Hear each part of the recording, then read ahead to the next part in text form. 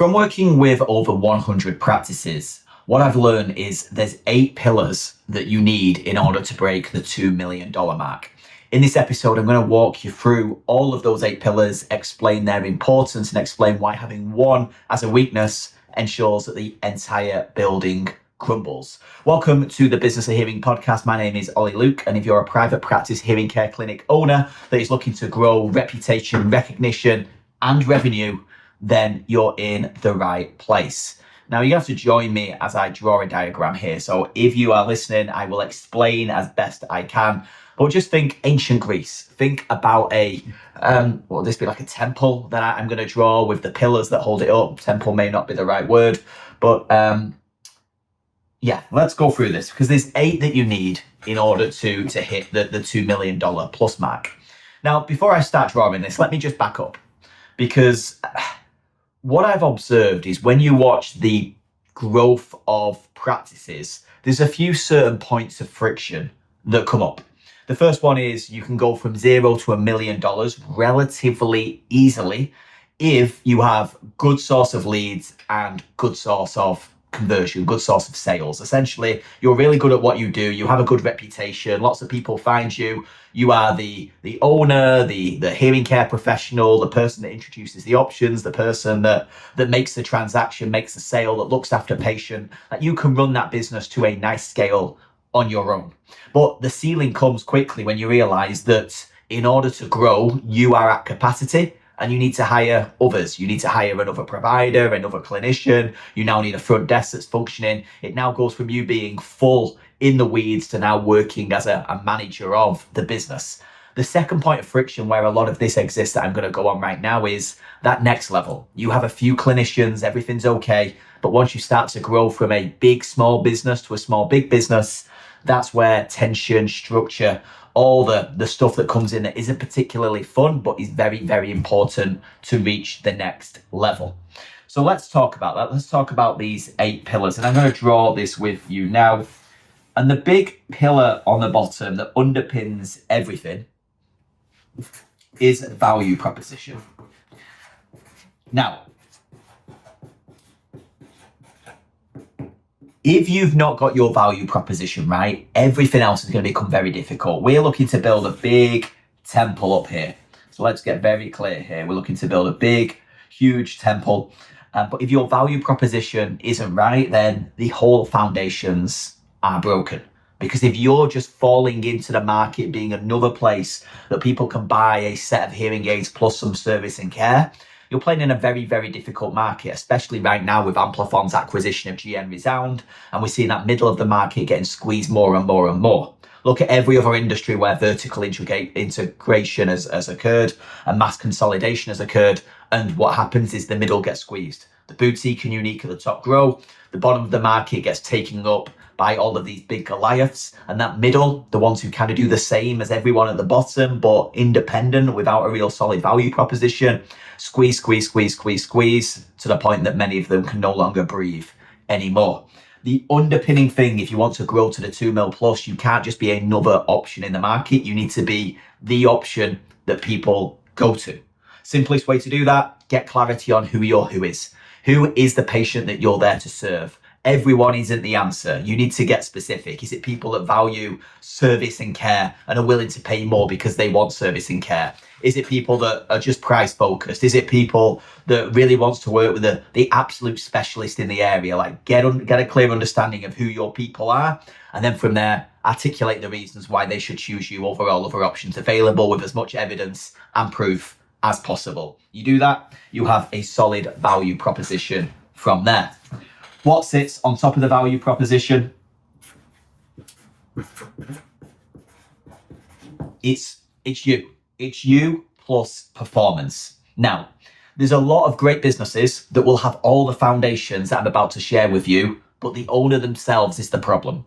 The owner isn't functioning correctly, isn't doing the work correctly, is letting down everyone else in the team, is thinking they've made it and can now take a back seat.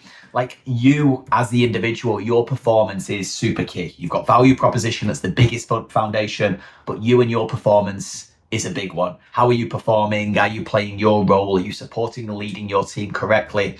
Are you naturally doing your R&D to ensure that your practice is moving forward, not stagnating in a fast changing marketplace? So we've got value proposition, and then we've got you and your performance that follows. We then jump into the 6 big pillars, and I'm going to draw them here and we'll go through them. But you've got the first, you've got the second, you've got the third, we're going to run out of space, you've got the fourth, you've got the fifth, and you get it. We've got the 6th. Now this building is going to fall over due to my terrible drawing, but these are the 6 core functions of a practice that does over $2 million a year. And we're going to start with the first one. And the first one is what you need is solid lead source.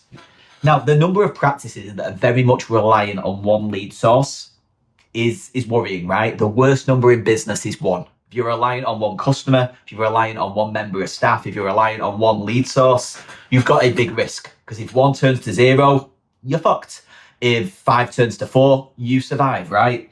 Lead source is a big one. If you're reliant solely on patient referrals, it's a risk. If you're reliant solely on some Google ads, it's a risk. If you're reliant solely on physician referrals, it's a risk. The practices that I see go beyond the $2 million mark, what they do have is diversification of lead source. It's a split. They have leads coming from that channel. They have leads coming from this channel. They have this dialed in, that dialed in. They're not relying in one area. And it may be their physician marketing is a big part. Their existing patient referrals is a big part. Their online is a big part. Like they've got all these areas dialed in. And working with a practice recently, like they delegate a lot of the lead generation from their practice. Like they pay a lot of money, but get a lot of leads. It's just another channel. And it's not take away a channel to add to one. It's how can we stack up as many channels as possible? How good is your organic SEO? How good is your Google ads? How good is your social game? How good is your physician referrals? Like all of these should be individual channels that are generating you leads and opportunities. If you're reliant on 1 or 2, you're playing a risky game. If you're reliant on 8 to 10, it's a lot safer place to be with a lot more predictability that gives you more confidence to reinvest in the business, rebuild team for tomorrow's business rather than today's business. The second big pillar we have is conversion. And this isn't conversion from you sitting face to face with patients. It's how do you convert the leads and opportunities to scheduled patients. So you've got to look at this, right? People come to your website. Is your website doing the right job in order to take people who are curious and get them to a point they're convinced, therefore making an inquiry? Like that should be a key one. When your front desk answer the phone, how well are they doing a job of converting the people that have questions that are curious to scheduling? Like your front desk holds some of the biggest keys in your business. Like they do a good job, and let's say they schedule 10 out of 10. The difference between that and them scheduling 5 out of 10 for the same advertising spend, for the same conversion from your providers, like they hold the keys to significant success in your practice if they perform better. Similarly on your website, the difference between 1% of visitors converting to an inquiry and 6, 7, 8% converting to an inquiry, it's pretty damn significant. And if you're doing a lot of work to generate leads here and they're coming into this bucket and we've got an issue and they're not converting as well as they could be, this is often some of the biggest money on the table. You've got 100 leads coming through here. The difference between that 5 converting and 50 converting, just to use big wide numbers, is big and will feed everything else. But often this gets overlooked, right? If there's a sales issue over here, you put pressure on the provider or you put pressure on the marketing. This is a big, big area, and it's rarely a marketing challenge. It's a lead conversion challenge. This is one of the areas that gets overlooked. The third big thing is referrals. So we've got lead source, we've got conversion, and then we've got referrals. Now, referrals could be tied to lead source. The key metric I want you to look at here is how many of your patients at this stage are coming through and referring others. So patients fitted with hearing aids, how many of them are going on to refer? Like that metric should be strong. That should be a very dependable lead source. And if I look at the practices that do a really good job and are scaling 2 mil, 3 mil, 4 mil, their existing patients are key referral source that doesn't cost them any money to implement, doesn't cost them any money to run, but it's one of the most dependable, high converting sources of leads. Now, a lot of practices let referrals happen very organically. People will talk about if they've had a good experience. The more you can process that and build a way that you can accelerate it, build a program that aligns to you, some form of dependable way that you can generate referrals from existing patients, that will give you a lot more growth, which will feed back to there. The fourth big one is pricing. Now, once again, the practices that are 2 mil plus, pricing isn't something they set and forget. Pricing is something they revisit, they optimize, and they're always looking for ways in order to dial it up. So key examples of this, like practices who set their pricing, it got forgotten, it's good, better, best, it's what devices do you want plus our service plan. Like the amount of money left on the table for practices that get a nice quantity of leads coming through the door, but they're presented a set of pricing that has worked in the past and change is uncomfortable, so we've remained the same, is crazy, right? In your existing pricing right now, there's almost certainly ways that you can collect more money for the work that you're already doing. Now, it may be a packaging situation. It may be that what you're currently doing is packaging hearing aids, holding hearing aids at the forefront of the transaction and putting pressure on the patient to make a decision on whether these hearing aids are worth $7,000 when they can Google the same ones and find them for half the price through Zip Hearing or something like that. So it may be you need to reposition the treatment, the service, the care, the expertise before the devices to protect that, simplify the patient decision-making process, remove the resistance, friction, therefore allow more people to say yes. Or alternatively, it may be the numbers that are in there. The amount of times I've seen pricing and the price has been set, costs have rise, pricing has never rised. And as a result, margin has just shrunk. In many ways, there's ways that you can adjust those numbers and change the amount of money you collect without changing the weight of the buying decision from a psychology perspective for the patient. So I'm yet to see in my time a set of pricing that can't be improved. And it's one of the easiest levers that you can pull that allows you to start collecting more money for the work that you're already doing. Number 5, of course, we'll use the term sales, the dirty word in our industry. This is an obvious one, right? If a provider converts 30% of patients to a yes versus a provider that converts 70% of patients to yes, it's a big old difference. No matter how much you're spending on marketing, no matter how well your front desk are doing, no matter how many of your existing patients are referring, no matter how good your pricing assets are and how well thought out and methodically calculated they are, if your provider cannot convert, then everything falls down. This pillar means the whole building comes collapsing down if you can't get it right. Now, of course, there's a bunch of things you can do. You can better support patients. You can pre-frame and pre-educate them. Your front desk can support, but everybody's enabling that provider in order to make it easy for them to convert, to get the patient to say yes. So supporting them, ensuring they have all the assets in place, ensure they've got clear KPIs and a key focus is super key. You get them converting well, and they can even make up for a lot of this, but this is one of them pillars. Without it, everything comes tumbling down. And then we've got the final pillar, which is simply re-engagement. Re-engagement is what is the average time between a patient's first devices and their next set of devices.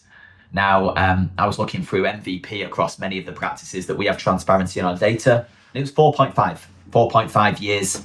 Now, there's things that you can do to bring that earlier, right? Some of the key things I've seen is what happens prior to the patient's first set of devices, and the conversation narrative that is set will very much determine it. If you tell the patient that, look, these are probably going to last you 9 years, 10 years, 11 years, 7 years, the expectation is these are going to last 8, 9, 10, 7 years. If you set the expectation that this is what it's probably going to look like, then at this time we'll probably have to explore something new, expectation is clear. Similarly, this can be anchored in through minimum guaranteed future trading values. Patient steps into new devices, you say, hey, you've got a $1,000 trading credit that's valid up to 48 months. So when we get about 3.5 years in, we'll have a conversation about this, and you can utilize that in order to step into something new. You can build in the talk tracks, build in the conversations, that on top of regular, well-structured upgrade pieces that aren't sale, but more good customer service, looking at the best interests of the patient. The more you can tidy that to be closer to the 4-year rather than the 5+ year that we often see. But these foundations what a $2 million practice has. The puzzle is, if one of these foundations is weak, it can never stand up solid. It's always going to be high risk. It's not going to be on solid ground, or one pillar is going to put a lot of pressure on others if it is weak itself. So you've got to have a solid value proposition. You and your performance are very much there as the foundations. Without those two, nothing else matters. And then the 6 pillars that you need to have very, very solid. And if one's weak, it causes a lot of pressure on others or potentially pulls the building down, is dependable lead sources, conversion of leads into scheduled appointments, solid referral strategy, your pricing dialed in, solid conversion from the opportunities that sit in front of you, and then the re-engagement in order to ensure you maximize the lifetime value of a patient, and one patient becomes multiple sets of devices over years, decades into the future. But if you're stuck at that point of friction right now, and you're like, we're trying to break that ceiling, but we're struggling, I'd look at this. What is the pillar right now that could be putting more pressure on the other pillars, or similarly pulling the whole building down, that's stopping you from being able to stand up solid as a $2 million plus practice? So play this framework through, see where your weak spot is. It may suggest why you're seeing so much pressure on other pillars, why your providers are having to work extra hard because your lead source isn't right, or why your front desk are dropping the ball, whatever it may be. Hopefully this gives you some indication on that and allows you a point to focus, attack, fix, knowing the solidification of the rest of the building will be strengthened as a result of those efforts. So I appreciate your time, appreciate you listening or watching, and I'll be back again next week with yet another episode.